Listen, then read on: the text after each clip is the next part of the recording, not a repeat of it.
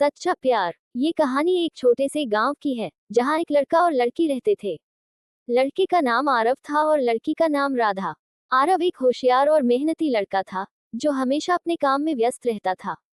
राधा एक सुंदर और प्यारी लड़की थी जो गांव के स्कूल में पढ़ाती थी।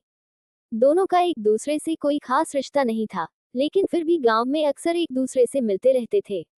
एक दिन आरव गांव के स्कूल के पास से गुजर रहा था।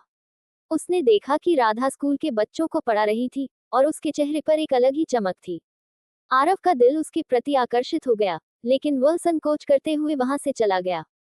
इसके बाद आरव के मन में राधा के बारे में सोचने का सिलसिला शुरू हो गया।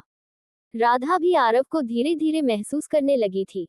उसे आरव का मेहनती और ईमानदार स्वभाव बहुत पसंद आया। एक दिन गांव के मेले में दोनों की मुलाकात हुई। आरव ने राधा से हल्की फुल्की बातें की और राधा ने भी उसे दिल से सुनकर जवाब दिया।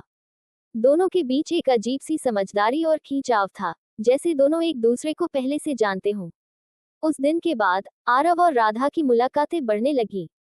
एक शाम आरव ने राधा को अकेले में मिलने के लिए बुलाया। वह थोड़ी घबराई हुई थी, लेकिन उसके दिल में भी आरव के लिए एक खास जगह बन चुकी थी। जब राधा वहां पहुंची तो आरव ने उसे कहा, राधा, मैं तुमसे कुछ जरूरी बात करना चाहता हूँ। राधा थोड़ा नर्वस हुई, लेकिन उसने कहा, क्या बात है आरव? आरव ने हिम्मत जुटाकर कहा, राधा, मुझे तुमसे कुछ कहने का बहुत मन कर रहा है। मैं तुमसे बहुत प्यार करता हूँ। राधा को थोड़ी हैरानी हुई, लेकिन उसकी आंखों में वही प्यार और समझदारी थी। उसने मुस्कुराते हुए कहा, मैं भी तुम्हें पसंद करती हूँ आरव। ये सुनकर आरव का दिल खुशी से झूम उठा। दोनों एक दूसरे की आंखों में देखकर यह समझ गए कि उनका प्यार सच्चा और पवित्र था।